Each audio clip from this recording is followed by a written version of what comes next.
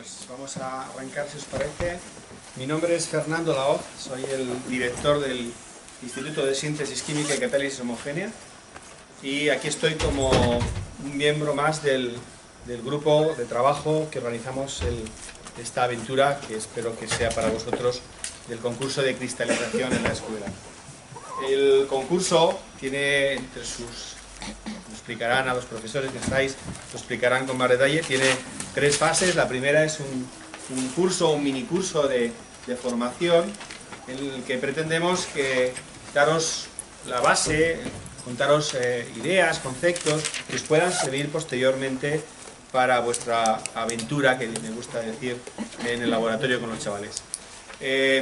Todos los años traemos para arrancar ese curso a alguna persona que está trabajando en el mundo de la cristalografía para que de alguna manera cuente lo que están haciendo a un nivel, digamos, de divulgación que también os pueda servir después para poner ejemplos a los alumnos que tenéis. Este año tenemos con nosotros al profesor Martín Martínez Ripoll. Nos parecía que la envergadura científica del profesor Martínez Ripoll era tal que deberíamos abrirla para que algunos colegas de la facultad pudieran venir y disfrutar de su presencia. Y es lo que hemos hecho. Entonces, simplemente antes de darle la palabra, mencionar que Martínez Ripoll es profesor de investigación del Consejo Superior de Investigaciones Científicas, trabaja en el Instituto de Química Física Rocasolano en Madrid y es una de las personas que en España arrancó, en alguna medida, en buena medida diría yo, arrancó el uso de la cristalografía para estudiar la estructura de moléculas relacionadas con el mundo de la vida, la biocristalografía. Es por eso que está aquí y es por eso de lo que nos va a hablar hoy.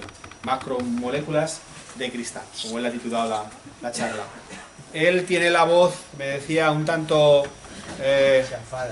chafada, vamos a decirlo así. Entonces, yo os diría que no os vayáis muy para atrás, porque, como con los alumnos les decís vosotros, veniros para adelante para que en la medida de lo posible fuerce la voz lo menos posible. Nada más que decirlo, que es una suerte, como veréis ahora con su charla. Y bueno, Martín, gracias por venir, por supuesto. Muchas gracias. La voz, yo tenía un chorro de voz, pero se me fue ya, así que no sé si desde allí se me acaba de oír. Yo trataré de forzarlo un poquito. Por supuesto que muchísimas gracias, Fernando, y a los restantes organizadores de este curso, experimento tan bonito que es lo de llevar en definitiva la ciencia a los primeros o segundos estadios de la enseñanza, en este caso bachiller o algo parecido, ¿no? Yo lo segundo que tengo que decir, aparte de agradecer, es que me va a dar una vergüenza horrible, tal como he dicho a algunos de vosotros, el dar la charla, porque yo estaba convencido que aquí iban a estar sentados alumnos de bachiller. Así que siento que el nivel no sea el adecuado a personas hechas y derechas como son todos ustedes o todos vosotros, y nos podemos tutear. Entonces, con esa entrada, pues voy a tratar de desarrollar un poquito lo que quizá pretenciosamente he titulado macromoléculas de cristal, aunque veremos que no hay nada de mentira en ese título. Y el subtítulo, el microscopio de la vida. Como estaba, digo, preparado para alumnos, pues lo primero que quería hacer es introducir el concepto de molécula, que todo el mundo está incluido ahí en el título, aunque va precedido del prefijo macro. La dejamos un poquito pequeñita la molécula, porque queremos introducir el concepto de macromolécula, es decir, una molécula grande, es lo que estaría incluido en el título. Estas macromoléculas normalmente se dan en la química de la vida, y luego el concepto de cristal, que va asociado al título, pues obviamente lo que pretendía con esta diapositiva es decir, esto no es, ¿verdad? Esto que hay ahí no es un cristal, es un vidrio, pero bueno, eso sobraría.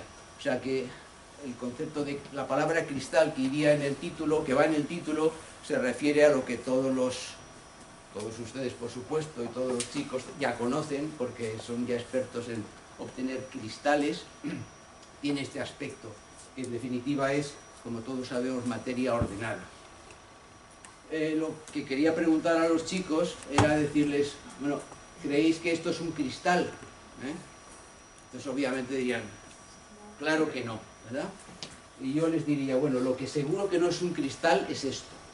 Esto sí que no es un cristal. Entonces, la otra fotografía, la anterior, es un cristal porque hay orden y los soldados están un poco como cristalizados, ¿no? Están como pegados unos a otros.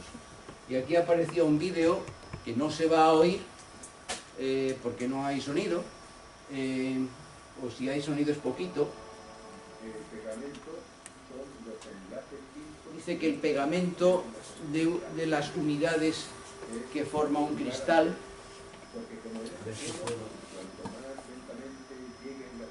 a la superficie ordenada del cristal, mejor será la calidad de su ordenación, la calidad del cristal.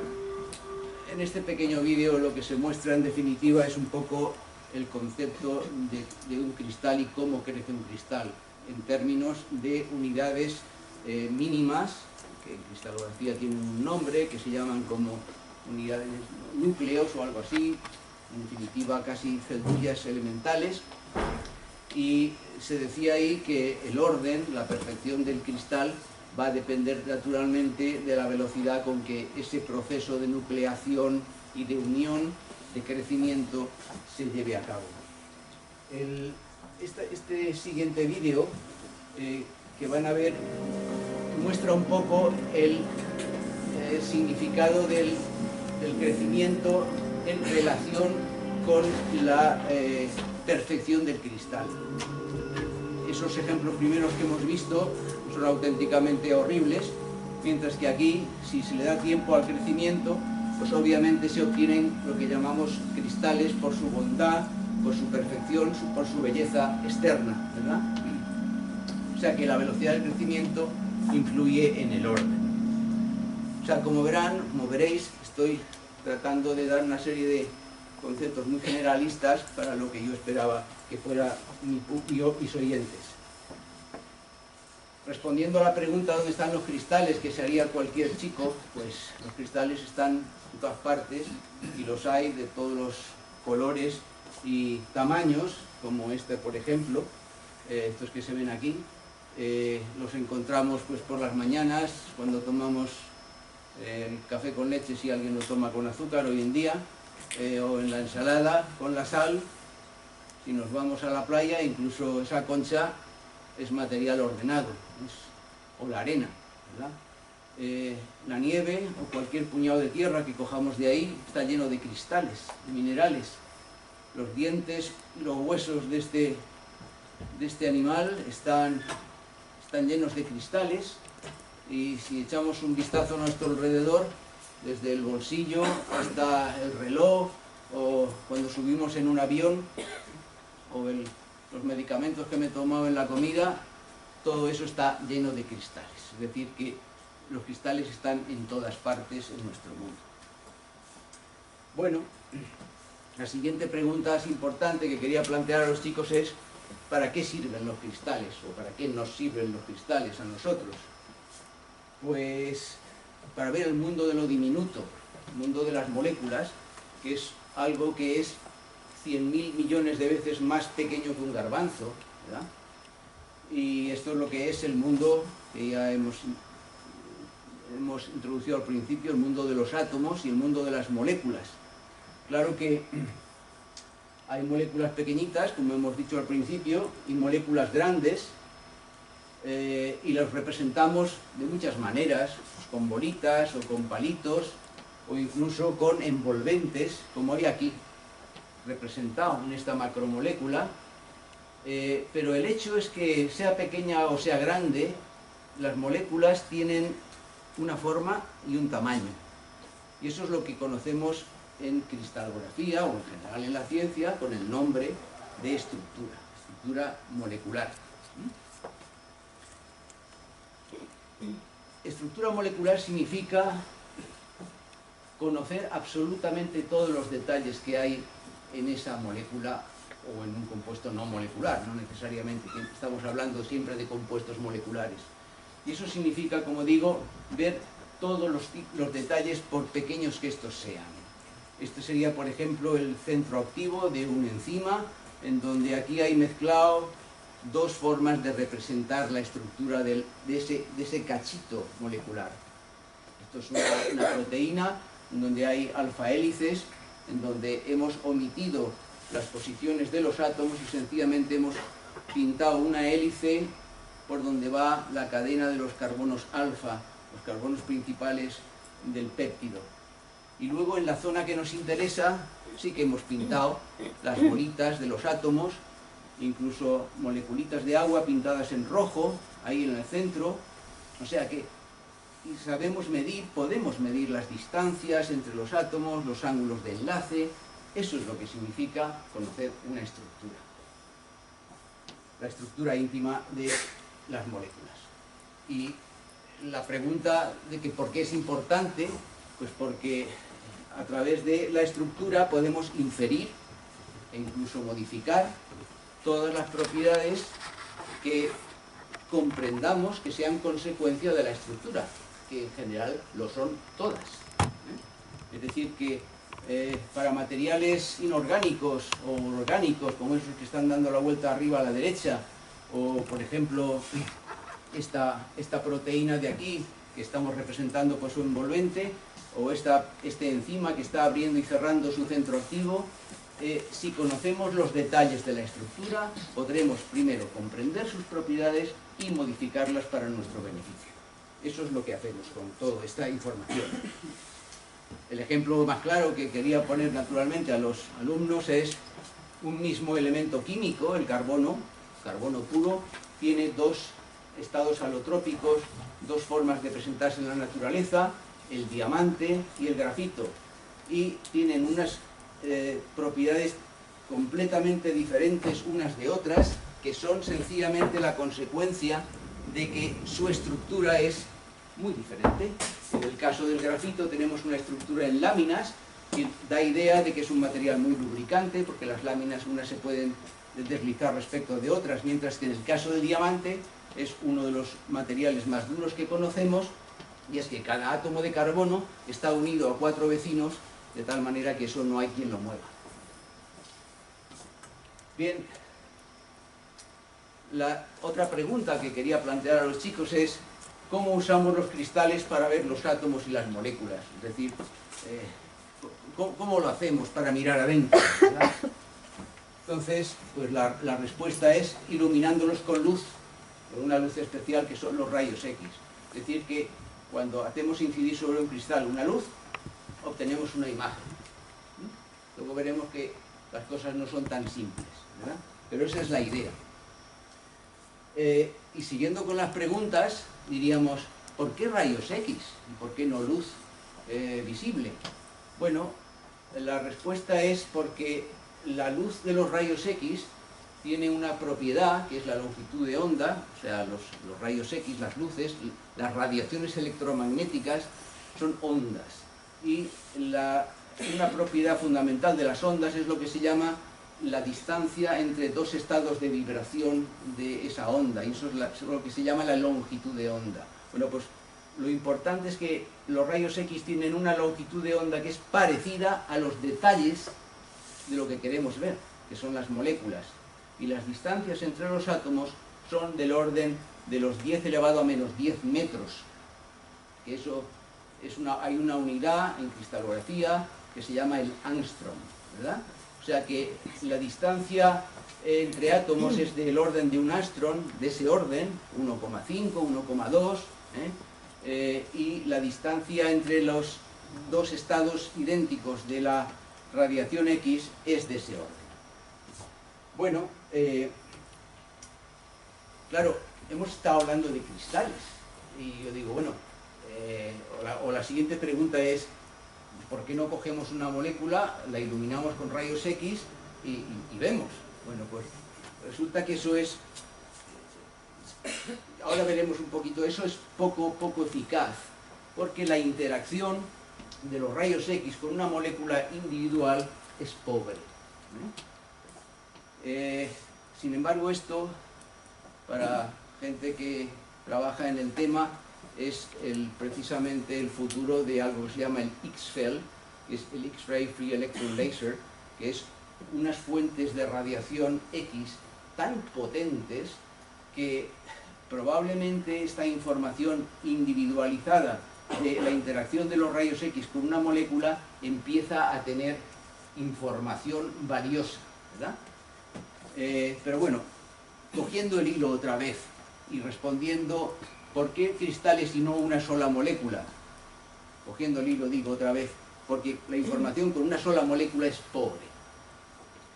Y entonces, esto es equivalente a que cuando cogemos, por ejemplo, pues una cosita como esta y la iluminamos, pues yo obtengo, digamos, una información ahí de dispersión, de reflejos. Sin embargo, si yo ilumino algo que es repetitivo, como por ejemplo es un tamiz, y lo ilumino con una radiación que es parecida a la longitud, a las distancias entre las ranuritas, las rendijas del tamiz, fijaros lo que obtengo.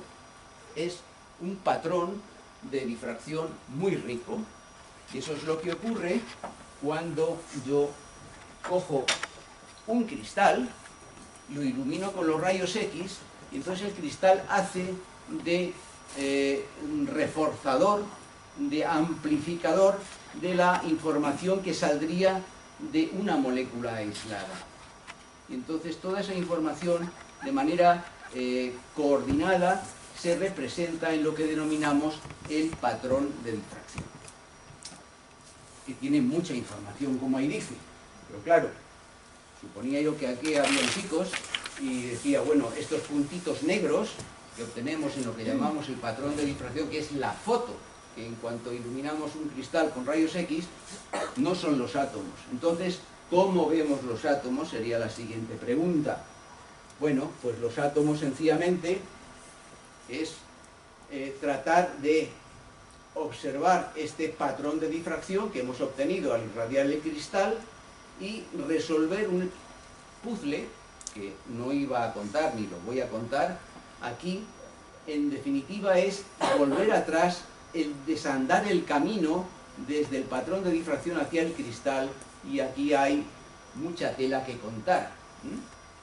No la iba a contar aquí, pero ese camino es desandable, resolver un problema y llegar a la estructura, es decir, a la posición de cada átomo, de cada molécula dentro del cristal. Bueno, lo que sí que he dicho al resolver el puzzle, al meter la palabra puzzle, es que por lo tanto ese esquema que hemos puesto al principio de que iluminamos con rayos X un cristal y obtenemos la imagen, el camino no es directo, es indirecto. Hay que pasar a través de la resolución de este puzzle de aquí para obtener la imagen. Eso es lo que yo quería que los chicos se quedaran con ello. ¿Ya? Y esto se entiende bastante bien aquí con lo que podríamos llamar la analogía entre el microscopio óptico y lo que ahora veremos, lo que es el microscopio imposible de rayos X. Con un microscopio óptico nosotros manejamos luz visible, un objeto que queremos magnificar, como por ejemplo el ala de una mosca. La luz se dispersa a través de las alas de la mosca, obtenemos haces de luz dispersada, ondas, y hay un sistema de lentes que están dentro del cañón del microscopio que son capaces de recombinar todos estos haces dispersados y darnos una imagen ampliada de el ala de la mosca. Bueno, pues el microscopio imposible de rayos X es muy parecido, pero es algo que es totalmente virtual. La luz visible son los rayos X, el ala de mi mosca es un cristal, es decir, materia ordenada.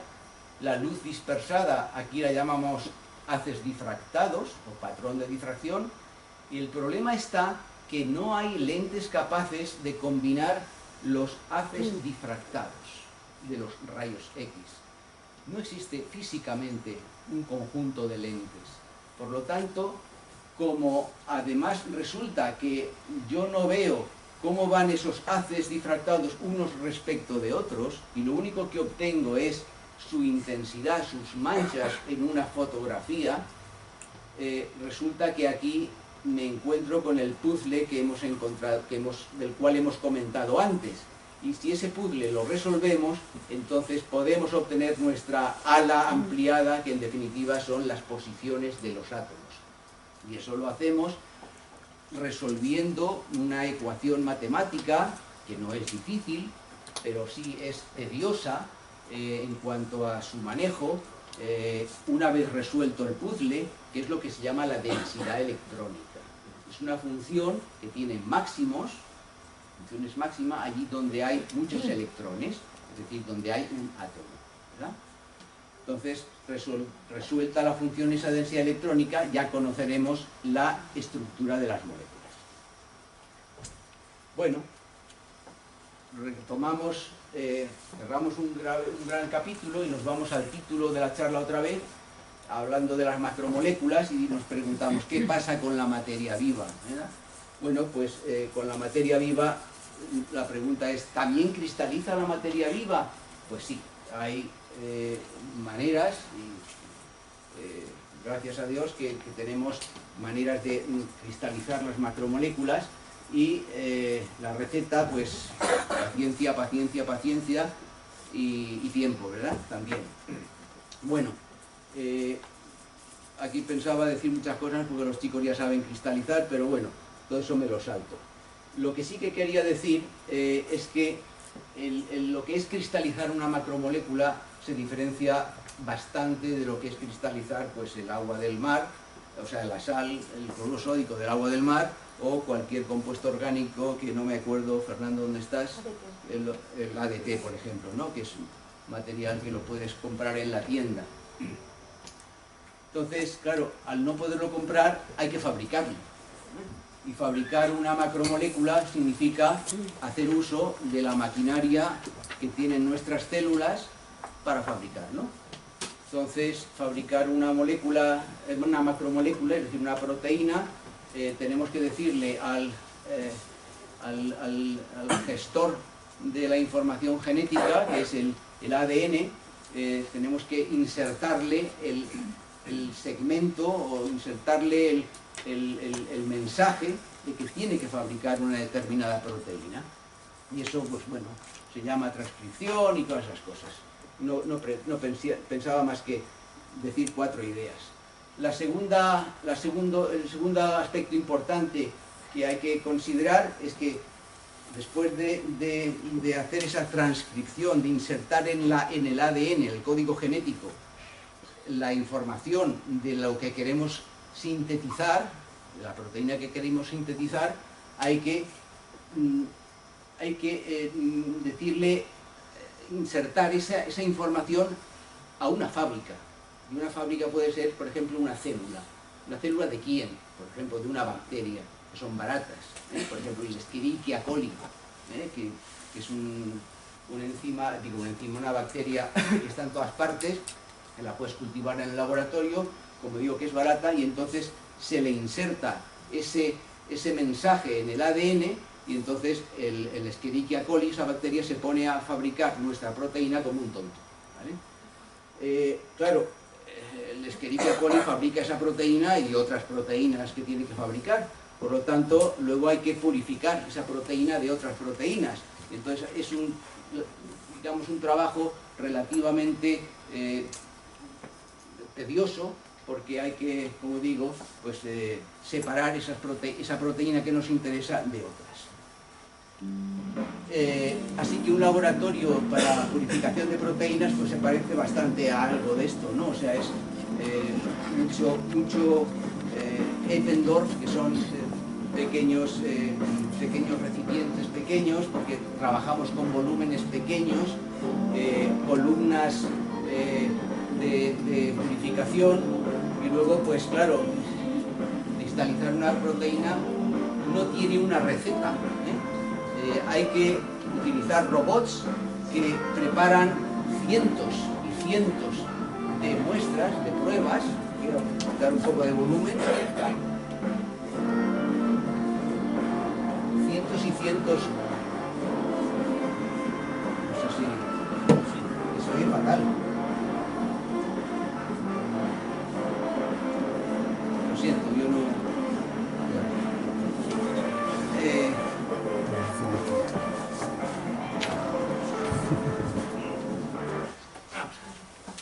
Bueno, en definitiva, quiero decir que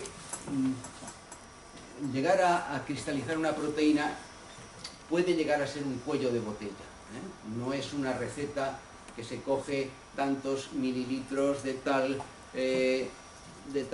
precipitante o de tal, digamos, material que es capaz de reducir la solubilidad de la proteína, que en definitiva es como cristalizan los chicos, ¿eh? O bien evaporando o bien insolubilizando lentamente el material que quieres cristalizar. Bueno, pues aquí hay que hacerlo, pero claro, no tenemos ni idea en qué condiciones va a cristalizar nuestra proteína, por lo tanto, pues el proceso es tedioso. Y lo que hemos visto en algunas imágenes que se me han perdido ya, es que necesitamos analizar esos cientos y cientos de muestras que hemos puesto a ver dónde aparece algo que se parezca a un cristal de nuestra proteína, ¿eh? Suponiendo que nuestra proteína sea pura, ¿verdad? Y luego hay que conservarlos, si es que tenemos la suerte de haber obtenido cristales, hay que conservarlos en nitrógeno líquido, es decir, a menos 100 y pico grados centígrados, ¿eh? Es decir, porque al ambiente normalmente las proteínas se degradan. Bueno, eso era un aspecto de lo que sería un laboratorio de cristalización de proteínas, y lo que pensaba decir a continuación es que, bueno, este proceso, además de ser tedioso por lo que he dicho, pues es difícil a veces porque no siempre las proteínas, que son moléculas grandes, pues son homogéneas todas ellas, porque imaginaros en una proteína donde hay, o en un complejo proteico, esto es un ribosoma, que es, ahora hablaremos de ello, es una fábrica de proteínas, a su vez es un complejo proteico que tiene miles y miles de átomos, pues no todas las moléculas idénticas son idénticas, entiéndaseme, es decir, que hay veces que tienen pequeños defectos, y eso genera una cierta falta de homogeneidad. Falta de homogeneidad da falta de perfección en un cristal, falta de perfección en un cristal da lugar a que el patrón de difracción no es tan bonito, no es tan rico, ¿verdad? El siguiente aspecto a considerar como cosa difícil o no facilona, digamos, en la cristalización de macromoléculas es la propia naturaleza química del empaquetamiento de estas macromoléculas en el cristal. Si en un cristal inorgánico, como por ejemplo el cloruro sódico, pues es un empaquetamiento de manzanas o de naranjas, más o menos del mismo tamaño, o un esqueleto que está unido por enlaces tridimensionales, como en el caso, por ejemplo, del diamante, da una estabilidad a la estructura fantástica, ¿verdad? Es decir, que los cristales inorgánicos pues tienen una estabilidad muy buena, los cristales son muy estables. Los orgánicos, o sea, en los no inorgánicos y en los macromoleculares, es cuando de repente la cohesión del cristal está gobernada no por enlaces de los que conocemos estándar, enlace covalente, sino precisamente, o iónicos, sino por otros enlaces que podemos meter, al menos nominalmente, en una especie de cajón que llamaríamos enlaces no covalentes. Por ejemplo, estas moléculas están unidas unas a otras pues por fuerzas de Van der Waals, a veces enlaces de hidrógeno, y en el caso de las proteínas, pues la cosa es bastante evidente. Además, en los cristales inorgánicos y orgánicos, el empaquetamiento es bastante denso, mientras que en el caso de las macromoléculas es poco eficaz hasta el punto que fíjense que esto sería la visión de una de la estructura de un cristal, de una proteína, en donde aquí tenemos, claro, a grandes trazos, por dónde van los átomos unidos unos a otros de las moléculas, y fíjense estos huecos que van de arriba a abajo del cristal, que son tan grandes o más que la propia masa de la proteína, lo cual quiere decir que el empaquetamiento es muy poco denso y por lo tanto estos cristales van a ser muy lábiles, ¿eh? Así que esta es la tercera dificultad que quería comentar yo respecto a lo que es la cristalización de macromoléculas versus lo que es cristalizar el ADP. Bueno, y por último, pensar que la propia proteína es a veces una proteína estructural y a veces es una enzima. Y una enzima se abre y se cierra, porque tiene que hacer su función de catalizar una reacción. Y entonces eso pues genera esas zonas de movilidad intrínsecas que son coherentes con su funcionalidad y que a veces pues dificultan el hecho de que aquello cristalice, ¿verdad? Bueno, volviendo pues a que ya tenemos los cristales, pues decir que esos robots lo que hacen es ayudarnos a preparar infinidad de circunstancias en las cuales aquella sustancia, la proteína, es capaz de cristalizar. Pero en definitiva esto se hace casi siempre en pocillos, bueno, en cajas que tienen muchos pocillos de este estilo, en donde lo que hacemos es meter debajo de un cubreobjetos una gota de la proteína disuelta en agua, ¿verdad? Y la enfrentamos frente a una especie de depósito donde hay un insolubilizante, o mal llamado precipitante, porque precipitar una cosa es echarle algo y que aquello se caiga, ¿verdad? Esto no es precipitar, sino insolubilizar poco a poco, para que esa insolubilización vaya generando, como en el juego del Tetris, nuestro cristal. Pero en definitiva, al final, lo que queremos obtener con nuestra proteína es lo mismo que los chicos tienen que obtener con su ADP. Es decir, plantearse caminos de este estilo, en donde uno representa aquí la concentración de su molécula frente al insolubilizante, la concentración del insolubilizante, y tratar de recorrer estos caminos. Y a la espera, o con la esperanza, de quedarse en esta zona de aquí, que es la zona que se llama de supersaturación, donde los cristales crecen. Si nos pasamos, aquí la proteína o nuestras moléculas no son capaces de ordenarse en forma de cristal y se precipitan realmente. Y si nos quedamos aquí, pues no llegamos. Es decir, que tenemos que tener la capacidad de llegar a esta zona que se llama de crecimiento cristalino, de supersaturación. Bueno, hablando de las condiciones y condiciones que hay que probar, pues hay que probar lo habido y por haber, ¿verdad? Y bueno, pues sales, disolventes orgánicos, polietilenglicol, glicol de varios pesos moleculares suelen ser, digamos, insolubilizantes que de manera estándar suelen probarse. Factores que influyen, todos, hasta el color de la luna o el día del mes. Pero vamos, en general, tratar de cristalizar una proteína se hace con una solución de proteína que esté concentrada entre 5 y 30 miligramos por mililitro. Hay que probar todos los insolubilizantes posibles, hay que probar con todas las acideces posibles del medio, hay que probar en general con temperaturas bajas y no tan bajas, y hay que probar pues hasta echarle tabaco, ¿verdad? A ver si cristaliza. Es decir, que a veces las cosas no son tan simples. Bueno, si uno tiene suerte, obtiene cristales de proteína, ¿no? Esto sería una peliculita rápida de crecer una proteína que es muy crecible, que se llama lisocima, que sale de la clara del huevo. Los cristales de proteína tienen unas propiedades especiales. No muestran todas las simetrías posibles y solamente muestran aquellas simetrías que no contienen ni planos de simetría, ni centros de inversión, ¿verdad? Porque la materia viva no es igual que su imagen especular, ¿verdad?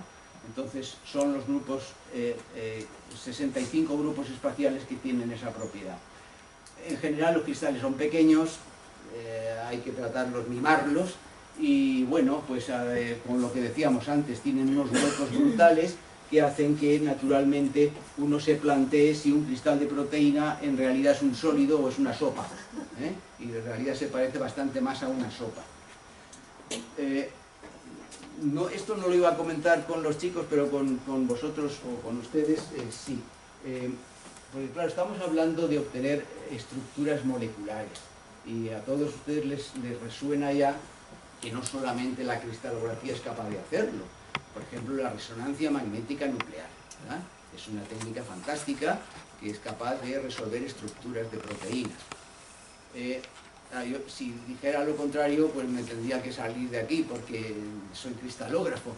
Pero hay dos cosas que deben ustedes saber. Primera, la resonancia magnética nuclear no es capaz de resolver estructuras moleculares más allá de 20 kilodalton, es decir, de una determinada complejidad molecular, más allá de un número de átomos.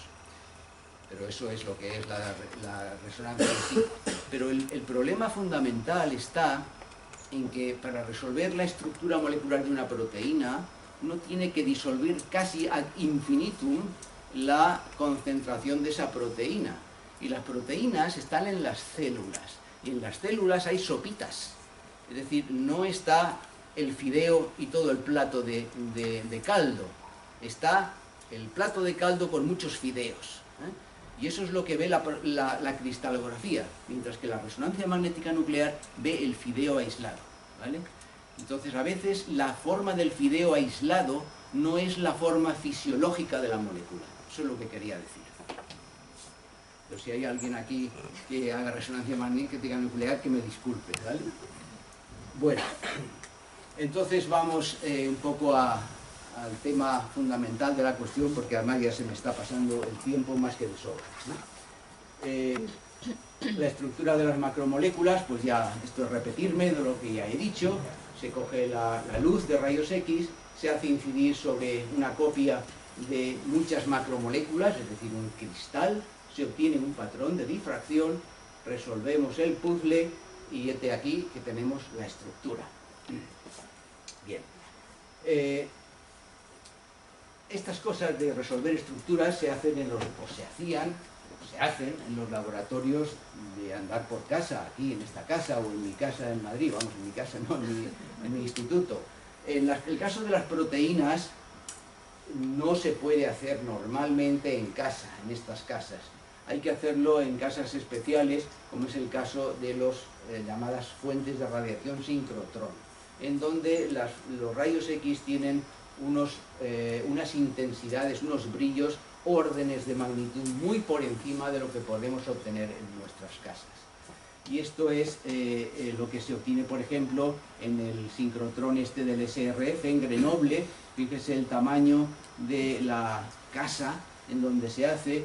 Yo no tenía pensado, y no lo voy a hacer, un esquemita de cómo funciona la producción de los rayos X aquí en estos sincrotrones, pero créanme que son muy, muy potentes. Este es el caso del sincrotrón español que tenemos en Cataluña, y bueno, que está funcionando muy bien, aunque el orden de magnitud de intensidad respecto a lo que está en el SRF o está en Suiza o en Inglaterra, en el llamado Diamond, todavía queda algunas cosas por hacer. Bien, otra cosa importante es que los detectores que se utilizan para la difracción de las proteínas son muy costosos, tienen que ser muy sensibles y capaces de recoger, como aquí se ve casi en fracciones de segundo, diagramas de difracción, fotos de difracción. ¿Por qué? Pues porque los cristales de proteína no viven mucho tiempo, Entonces a lo mejor en 10 minutos nuestro cristal se ha ido a freír espárragos, entonces tenemos que utilizar detectores muy potentes, ¿verdad? Y otra cosa importante es que el cristal, como hemos dicho antes, hay que manejarlo en condiciones de muy baja temperatura, normalmente en una corriente de nitrógeno vaporizado a unos 100 grados Kelvin, ¿verdad? Y normalmente lo que se hace es que el cristal se monta en esta especie de lazo, como está hecho con un material que antiguamente era de bigote de pelo de gato, de bigote de gato, entonces este cristal se sumerge en una solución crioprotectora, como el líquido que tenemos en el radiador del coche para que en invierno no se congele. Se echa el cristal ahí y con esa especie de lazo, se recoge el cristal para que el cristal no toque nada sólido, y eso se mete directamente aquí en esta cabeza goniométrica o aquí, y entonces por aquí le entra el chorrito de nitrógeno vaporizado a 100 grados Kelvin, ¿verdad? Y en esas condiciones el cristal es bastante más estable. De tamaños no hemos hablado en absoluto, pero esto no se parece en nada a los fantásticos vídeos que me ha enseñado Fernando antes de venir para acá, de los chicos que han hecho cristalizaciones de ADP, cristales que son de este tamaño. Esto es a lo mejor 0,05 milímetros, ¿verdad? O sea que hay un orden de magnitud o varios. Bueno, estamos llegando al final y la pregunta casi última es ¿qué información nos da la estructura de las macromoléculas? Y entonces para eso yo había cogido un cacho de una charla que dio un premio Nobel que se llamaba Max Perutz en el año 96 en Cambridge, y empezaba así. Bueno, en realidad no empezaba así, pero yo las he puesto, las que no son, las preguntas que no hacen relación a las macromoléculas, las he puesto en negro, y me quedaba con las preguntas, con algunas de las preguntas que uno se puede hacer en relación con la importancia de la estructura. Son respuestas, y pueden ser infinitas. ¿Por qué la sangre es roja y la hierba es verde? O por qué se contraen, o cómo se contraen los músculos, cómo la luz del sol hace que las plantas crezcan, o por qué la sal hace, la sal contenida en el agua de riego hace que una planta se muera. Todas esas cosas y preguntas bastante más complejas las podemos resolver, o mejor dicho, responder gracias al conocimiento de la estructura. Y lo que vamos a hacer ahora, en los pocos minutos que nos quedan, es hacer una especie de saltitos por algunos de los ejemplos que me ha parecido que eran ilustrativos sobre la importancia de la estructura de las macromoléculas a la hora de vivir esa importancia. Y bueno, me ha parecido bonito empezar con los años, lo que ocurrió en 1940, 1950, porque todo este mundo de las macromoléculas, asociado a la cristalografía, se desarrolló, ocurrió alrededor de John Desmond Bernal, que le llamaban el sabio. Esto ocurrió en el Reino Unido en estos años, como digo. Bernal era descendiente de una familia de judíos sefardíes que emigraron a Irlanda y que luego se ubicaron en el Reino Unido. Y el primer ejemplo que quería poner de personaje para mí muy importante y muy cercano es el de Rosalind Franklin, que aprendió con John y fue la primera que obtuvo el primer diagrama de difracción de una fibra de ADN, o sea, el código genético. Y gracias a ella, pues se pudo obtener la estructura del ADN. Lo que pasa que por aquellas desgracias de la vida, pues Rosalind se encontró con tres personajes, fundamentalmente uno no demasiado recomendable, que era su jefe directo, Maurice Wilkins, y luego lo digo con todo el respeto personal, pero dos espabilados, James Watson y Francis Crick, que digamos que utilizando subrepticiamente la información que Rosalind había obtenido de la difracción del ADN, fueron capaces de deducir la estructura del ADN, cosa que Rosalind ya había hecho. Yo tengo en mi despacho, y tengo en algunas, aquí no, unas fotos de su cuaderno de trabajo, en donde mediante, estaba buscándote a ti, o a ti, Patterson, deduce exactamente la estructura de doble hélice del ADN. Bueno, el hecho es que Rosalind se murió y el premio Nobel se lo llevaron estos tres, y ni siquiera hicieron mención a la pobre Rosalind en el speech de la entrega del premio Nobel. El otro personaje que también se desarrolló a través de o alrededor de John Desmond Bernal, fue el autor de esas frases o preguntas que había al principio.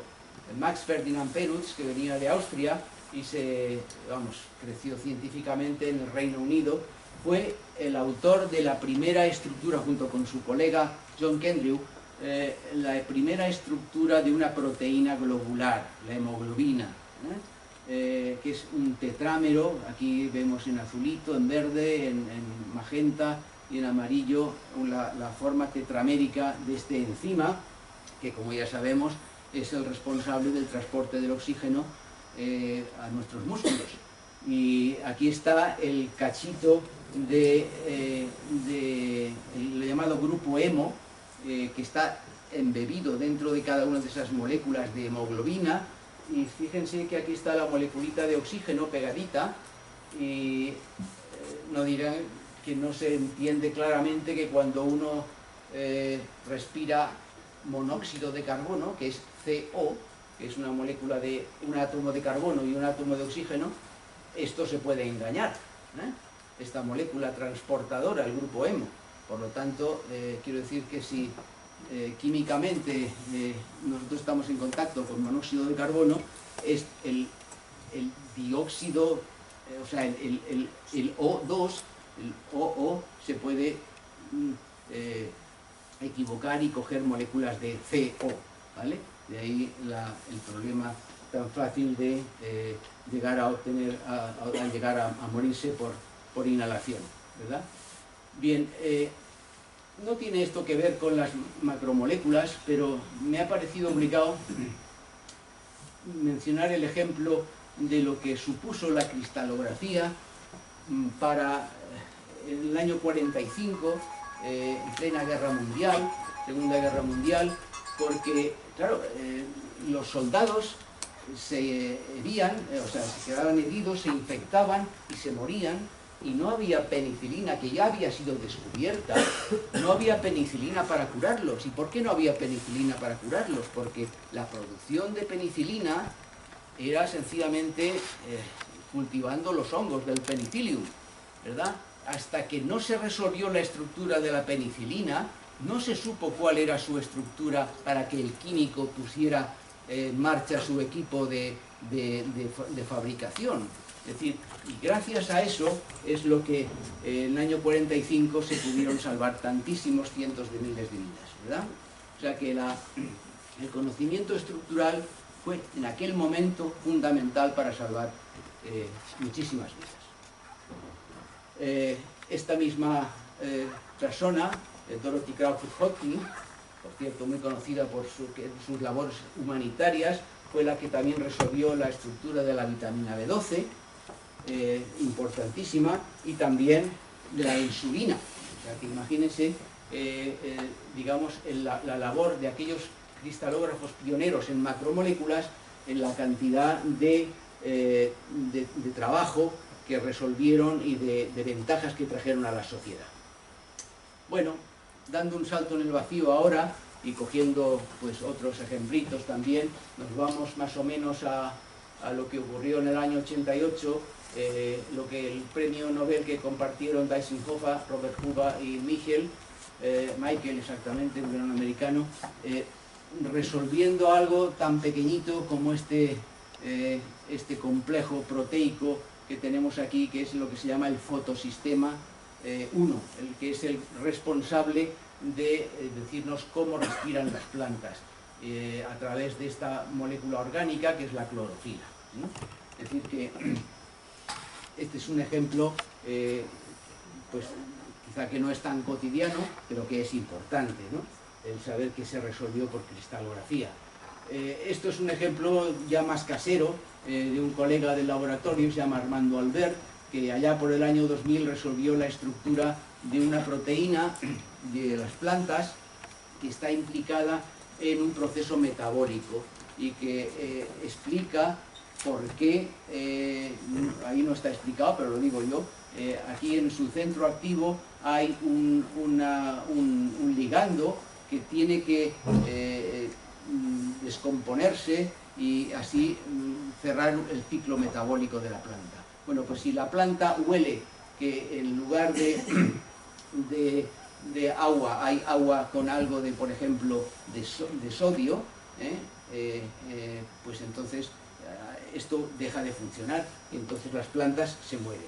Pero también Armando Albert, hace un año, descubrió que ese proceso metabólico se puede bypassear, si es que me vale la expresión, activando una molécula que tienen las plantas, que es el receptor de ácido abscísico, de tal manera que fíjense que estas dos plantas han sido privadas de agua durante 20 días, esta no se le ha hecho nada y a esta se le ha activado el receptor ese de ácido abscísico, fíjense cómo ha soportado la sequía.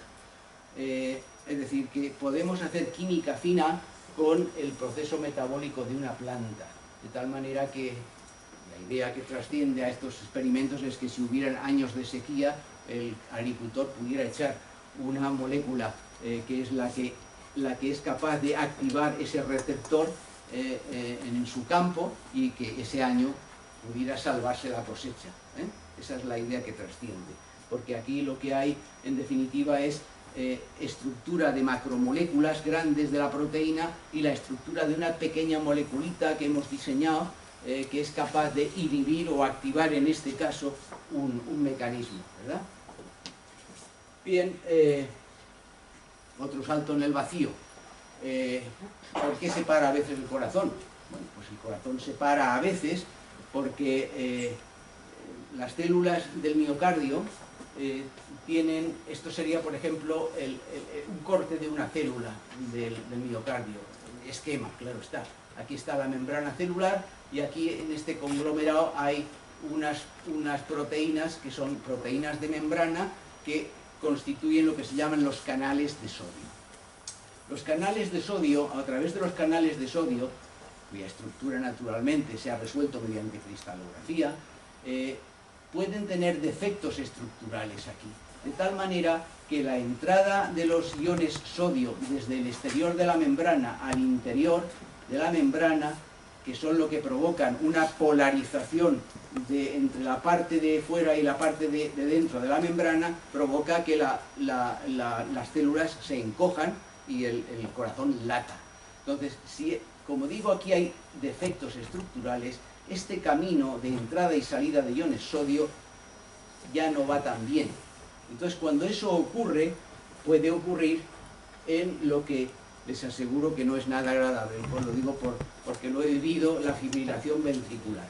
Y esto es lo que se conoce como el síndrome de Brugada, que es lo que a veces se ve en la televisión, que un deportista, un futbolista, se cae de repente seco en el césped porque le ha dejado de latir el corazón.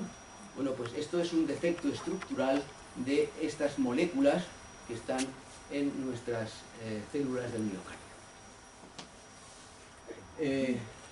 Siguiendo dando saltos en el vacío, en el 2009, esta molécula ya la hemos visto antes, este es Venki Ramakrishnan, Tom States y Ada Yonath, este es nacido en la India, pero nacionalizado americano y está trabajando desde hace muchos años en el Reino Unido. Tom States es americano, norteamericano, y Ada Yonath es israelí. Entre los tres compartieron el Premio Nobel de Química en el año 2009 porque fueron capaces de resolver la estructura de la fábrica de proteínas de nuestras células o de las células de las bacterias. Todas las células tienen fábricas de proteínas. sin las fábricas de proteínas las células se morirían, ¿verdad? ¿Cómo funciona esto o cómo se fabrican las proteínas en las células? Solo para darle un poco de sentido al significado de este hallazgo. Esta maquinaria que hemos visto en la transparencia anterior, aquí estaría representada por esta cosita verde de aquí. Es como una fábrica, ¿verdad? Llena de ruedas, llena de correas, de poleas, y la fábrica funciona gracias a unas órdenes.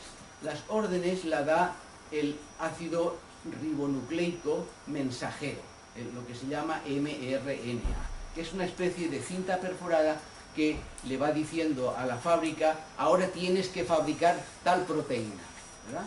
Y esa tal proteína, ¿qué quiere decir? Que una proteína son aminoácidos, el aminoácido 1, el 2, el 3, el 4, el 5, el 6, así hasta el 327, que a lo mejor tendría de longitud esa proteína. Y esa información, como digo, va a través de una especie de cinta perforada que se llama el RNA mensajero.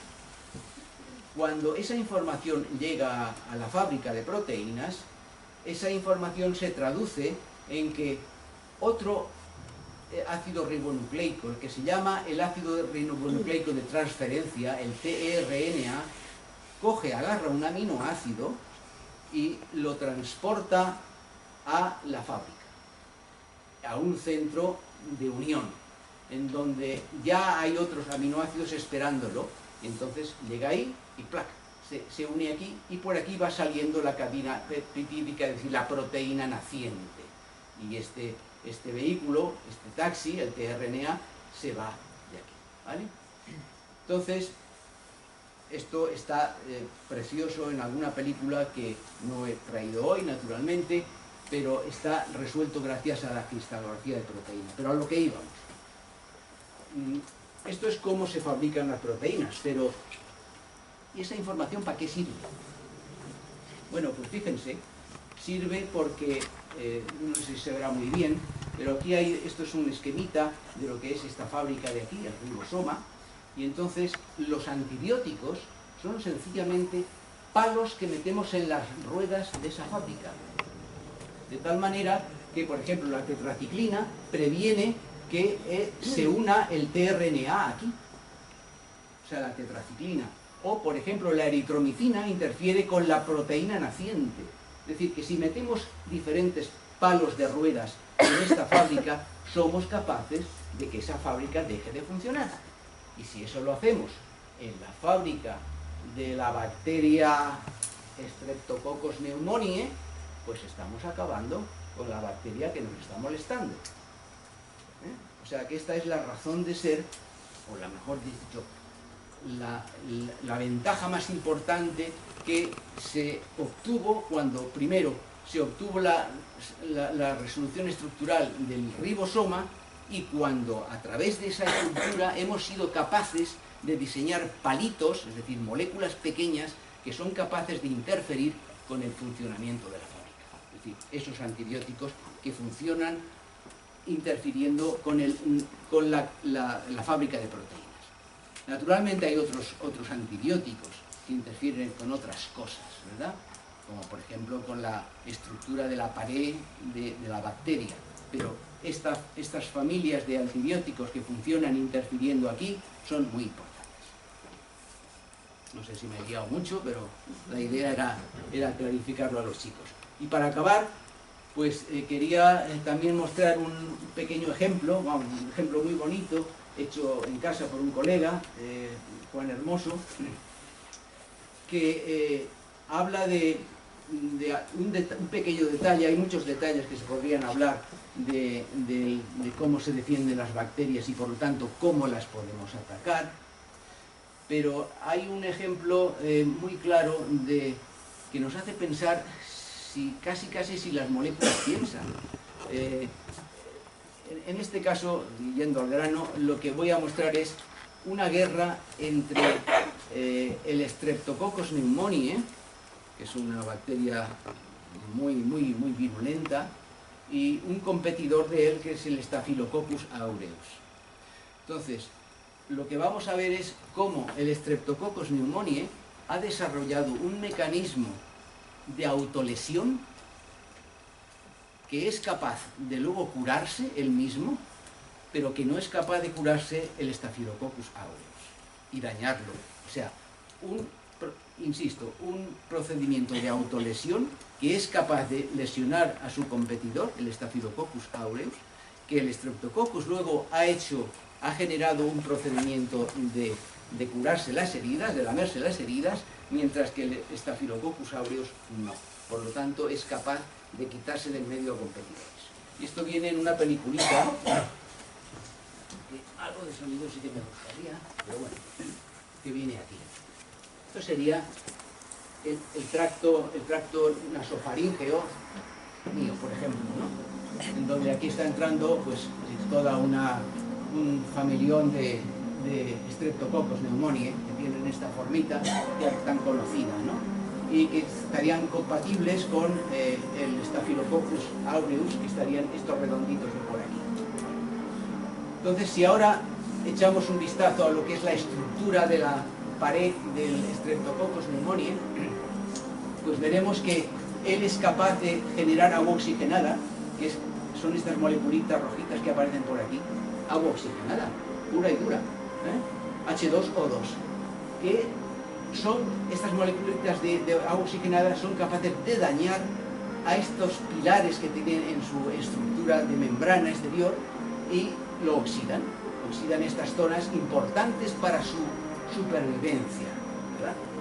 Pero este aquí, que una vez se ha autodañado, tiene un mecanismo de reparación en base a 3 proteínas cuyas estructuras también hemos resuelto, que son 2 proteínas de membrana y una tiorridoxina, que es capaz de coger un electrón de esta proteína de aquí, coger un electrón, pasárselo a esta especie de grúa, y esta grúa es capaz de alcanzar a todos y cada uno de los puntos dañados, los oxidados, que los va a convertir en verdecitos otra vez, ¿verdad? Este es el mecanismo de dañado, es decir, generar agua oxigenada, y el mecanismo de curar heridas, ¿verdad? Y entonces, claro, la pregunta es decir, bueno, ¿y esta tontería por qué? Ya lo he dicho al principio, pero creo que se entiende mejor así. Bueno, pues aquí tendríamos, por ejemplo, Staphylococcus aureus, que están en rojito, están oxidados porque no tienen mecanismo de defensa.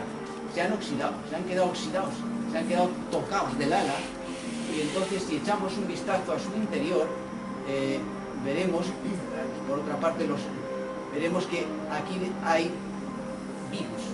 Las bacterias tienen virus, todas ellas, casi todas ellas, que se llaman fagos. Entonces, estos virus han detectado que a nivel de su superficie se ha quedado dañada, y entonces, al detectar ese peligro, se recomponen los virus y salen como ratas que salen del agujero. Y entonces, ¿por dónde salen las ratas? Pues por la superficie, por aquí, por la membrana, y entonces provocan una desestructuración de la membrana que hace que cada uno de los Staphylococcus aureus empiece a explotar, a desaparecer. Y al final, ¿qué se queda? Pues tan ricamente todos los Streptococcus pneumoniae, que se repararon a su vez el daño autoprovocado, ¿verdad? Así que, bueno, esa es un poco la historia de la estructura de 3 proteínas y, por lo tanto, saber la estructura de la membrana de estas bacterias. Bueno, pues yo creo que con esto acabo diciendo que hay una página web que yo creo que está hecha con amor, como decían aquellos, está hecha en plan divulgativo, tiene más de 1000 entradas diarias, más de 1000 visitantes diarios, entradas son muchas más. La dirección web está aquí, pero basta poner en Google la palabra cristalografía o crystallography en inglés, porque existe en las 2 versiones, español y en inglés, y que tiene bastante éxito. Desde el punto de vista divulgativo, además de la web, pues el año pasado, que fue el Año Internacional de la Cristalografía, publicamos un librito que se llama A través del cristal, cómo la cristalografía ha cambiado la visión del mundo. Y nada, dar las gracias y decir que estos son mis poderes, o eran mis poderes. Muchas gracias.